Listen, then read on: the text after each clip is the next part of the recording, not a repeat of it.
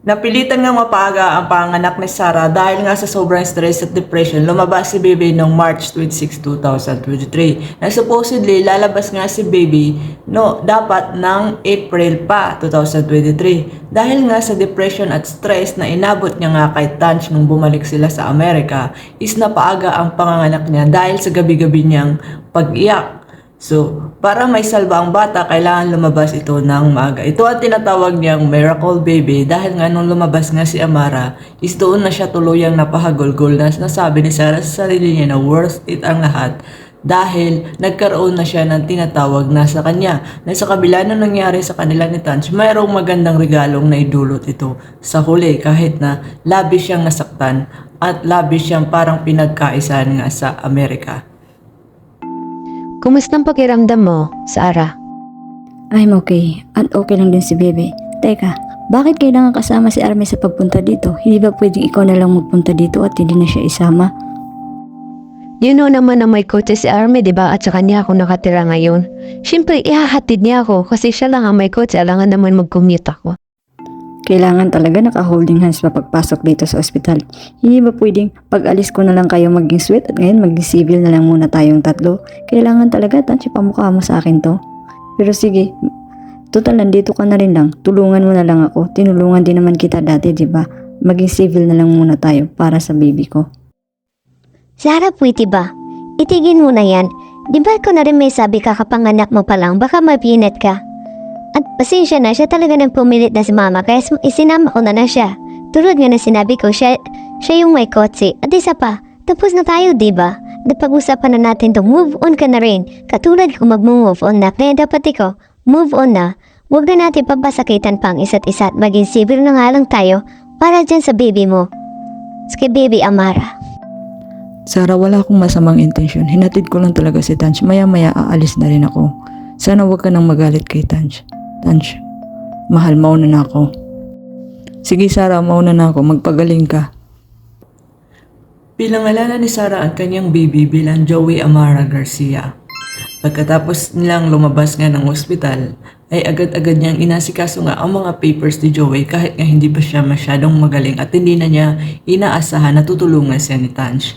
So gusto na niya agad-agad na makabalik nga sa Pilipinas para matapos na nga ang mga hinanakit niya habang nandoon siya sa Amerika. While itong si Tanch naman ay nakipag-live-in na ng tuluyan nga kay Army. So, tuwing dumadalaw nga siya kay Sarah, ay lagi-lagi niyang kasama nga si Army. At yun ang hindi matanggap ni Sarah. So, habang nakaupo si Sarah noon, ay nilapitan siya ng isa sa mga friend nila. Naging friend nila doon.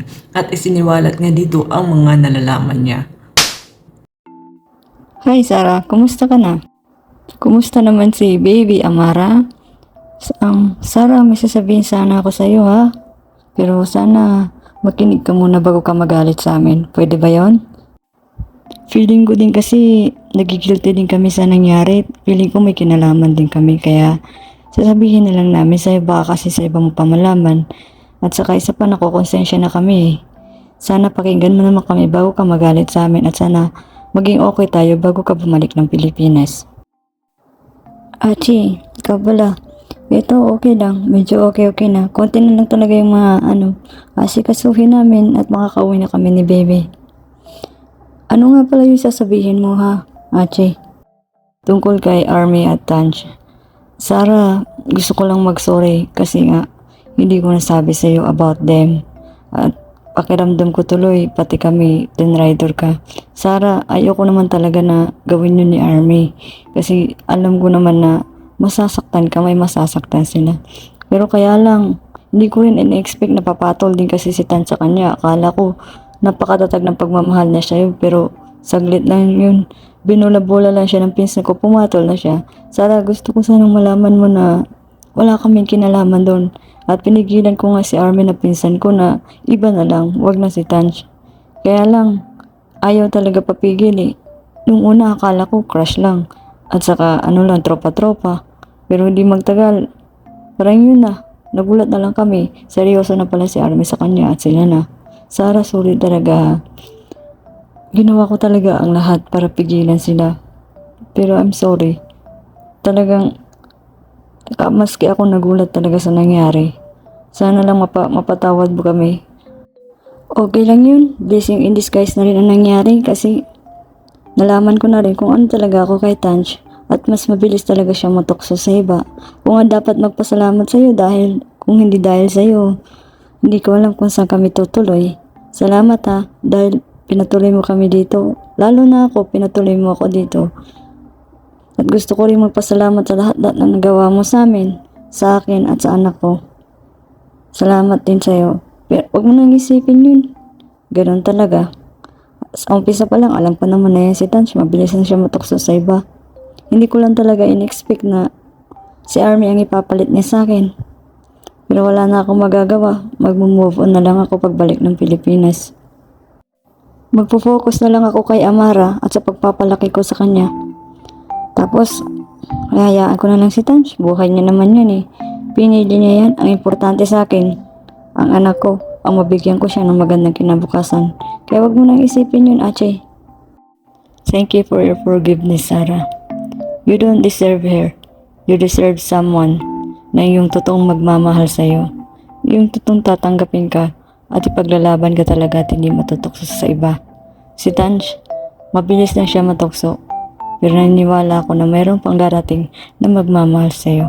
I wish you all the best. Kayo ni Baby Amara. Sana wag mo sana akong kalilimutan, Sarah ha, na minsan nagkaroon ka ng kaibigan dito sa Amerika. Yung totoong kaibigan ang pangalan, Ache. Lagi kayong mag-iingat ni Baby Amara. I wish you all the best. Thank you talaga. Thank you for forgiving me, for forgiving us. Pagkatapos ng malaman nga ni Sarah yung totoo is tinawagan niya agad si Vince, ang baby daddy ng kanilang mga baby. So tinawagan niya si Vince kung may pagkakataon ba itong makapunta ng San Francisco para nga is kailangan niya rin ng tulong para sa pagbabalik nila ni Amara sa Pilipinas dahil nga hindi niya kakayaning mag-isa dahil kapapanganak niya pa lang. So itong si Vince naman ay agad-agad nakipagpalit sa mga kasamahan niya sa trabaho para nga sunduin si Sarah at Amara kahit na wala pa siyang alam kung ano ang nangyayari kasi supposedly si Vince is out of the picture na sa kanila kasi sila nga ang legal parents. So nagulat na lang si Vince na ganun ang nangyari. So dali-dali naman niyang inasikaso yun para sunduin nga ang mag-ina. Nagstay muna si Sarah kina Ate San for few days kasi nga kailangan pa ni Baby Amara ng mga check-up or regular check-up kasi nga is hindi siya kumpleto ng buwan. So napaga nga siya so kailangan niya ng mga check-up muna. So habang pinapa-check up nila si Baby is sinasamahan naman siya ni Tanch. Kaya lang pinaka-worst doon is lagi-lagi din lang kasama si Army. So ayun nga yung pinaka-hate ni Sarah na hindi sila makapaghintay na makaalis na siya ng Amerika at makabalik ng Pilipinas. So after nilang magpa-check up nga kay Baby Amara is nag-usap sila ni Tanch ng maayos for the closure and for the last time na rin. Sarah, pwede ba kitang makausap after this? For, closure, bago ka man na bumalik ng Pilipinas. Sige, magsalita ka. Ano bang gusto mong sabihin? Nang masabi ko na rin ang mga gusto kong sabihin sa'yo. Nang matapos na to. I'm sorry. Hindi ko talaga in-expect na mangyayari to. Hindi ko rin in-expect na darating si Army sa buhay ko at mahuhulog ako sa kanya. Sarah, hindi naman talaga mangyayari to eh. Sa atin, sa akin. Kung sinuportahan mo lang ako sa pagtira natin dito sa Amerika. Pero ayaw mo eh. Pero si Army, nakita ko sa kanya na may pangarap siya. At willing siyang tulungan ako. Kaya yun na rin siguro ang dahilan kaya minahal ko siya. Dahil parehas kami ng gusto sa buhay. At pareho kami ng mga pangarap. I'm really sorry, Sarah. Hindi ko talaga ginusto na mangyari to. Pero sana umaasa pa rin ako. Na sana, hayaan mo pa rin akong maging reserve mommy ng baby mo. Na maging magkaibigan pa rin tayo after all this. Gusto pa rin kita maging kaibigan, Sarah. Kung mamarapatin mo lang. If you just let me, I want you to be my friend kahit wala na tayo. May gusto lang akong malaman, Tanch. Sa loob ng 8 years ng pagsasama natin, minahal mo ba ako ng totoo? Yung totoo, gusto ko malaman ng totoo sa'yo. Yung nanggagaling talaga sa'yo.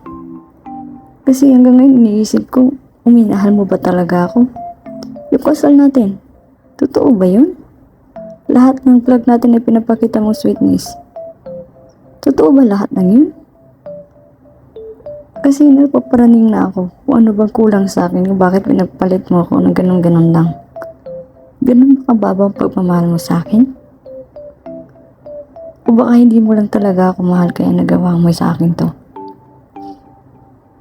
Tanj, bakit ka pa nag-propose? Bakit ka pa nag-aya magpakasal sa akin? Kung ganito din pala na may iba ka palang gusto. Para saan pa yung kasal? Magiging honest na ako sa'yo, Sarah. Yung kasal, yung proposal at kasal, ginawa ko lang yun for the content. Kasi, naisip ko na, pag nag-propose ako sa'yo, at nagpakasal tayo, mas dadami yung subscriber natin at supporter natin. Nagkaroon ako ng ideya simula nung matapos ang MMK, kaya sinubukan ko rin na palawakin pa yung ideya yun sa pamamagitan ng pagpapropose at pagpapakasal. Kita mo naman, di ba? Nagkaroon tayo ng maraming fans na supporters. Pero Sarah, ayoko nang magkunwari. Minahal naman kita pero hindi katulad ng pagmamahal ng pagmamahal mo. Pero ngayon, mahal pa rin kita pero bilang kaibigan na lang. Sarah, sana maunawaan mo ako sa pagkakataong ito. Kasi ayaw ko na magkahiwalay tayo na may galit ka sa akin. Sana lang, pwede pa tayong maging magkaibigan pagkatapos nito. Gusto kong mag-sorry sa'yo for being not enough for you, Tanj. Gusto kong sabihin sa'yo na ginawa ko ng lahat. At ito na, sagad na. Pasensya rin. I'm so sorry pero I don't want you to be my friend anymore. Sana rin maintindihan mo rin ako kung bakit hindi pwede. Hindi kita pwede maging kaibigan. I need to heal. Kasi pakiramdam ko, ang dami kong nasayang na oras na ginugol sa'yo. Ang dami kong isinakripisyo. But I never regretted all those things. Kasi dahil din sa'yo nagkaroon ako ng amara. Nagkaroon ako ng anak, totoong anak na matatawag na akin. At yun ang gusto kong ipagpasalamat sa'yo. Sana lang pagbalik ko ng Pilipinas, pagbalik namin ni Amara doon na rin tayo magtatapos. I wish you all the best. Sana maging maayos ka dito sa Amerika. At sana si Armin na rin ang huli mo. Sana huwag kanyang sasaktan. At huwag mo rin siyang sasaktan. Huwag mo rin siyang lukuhin. Katulad ng ginawa mo sa akin. Kasi parang totoong mahal ka niya Kasi kung hindi ka niya mahal, hindi niya hahayaan din na masira din siya. Gusto ko maging masaya ka ng totoo, Tanj. Kahit na hindi sa akin. Mag-iingat ka rin sana dito. Goodbye, Tanj. Habang nasa Amerika pa rin nga ay nagkaroon nga si Sarah ng pagkakataon na magkaroon ng kaibigan via online na inintroduce sa kanya ng isa pa nilang kaibigan rin. Kumbaga, ito yung taong naging sandalan niya tuwing mga nakakaramdam siya ng mga pananakit at paghihirap katulad nga nung kailangan niya ng kausap na makatotohanan na tao. So, sino itong taong ito na sinasabi na Marites na kachat ni Sarah habang nasa Amerika? Malalaman niyo yun sa part 9. That's it for part 8. Part 9 na tayo. So, for the last, bago ako mag-part 9, ang masasabi ko lang is, huwag kang maghabol sa taong ayaw sa'yo. At higit sa lahat, huwag mong mahalin ang taong hindi ka kayang mahalin katulad ng pagmamahal na ipinapakita mo. At huwag mong, katulad nga, like ko sinasabi, kapag nagmahal ka, magtira sa sarili. So, ulitin ko, huwag mong habulin ang taong ayaw na sa'yo. Ikaw lang ang mapapagod at siya ang matutuwa sa paghahabol mo. Know your worth. Alamin mo yung halaga mo. So, thank you so much and see you all on part 9. Part 9. This is Gray Bonnet and please subscribe.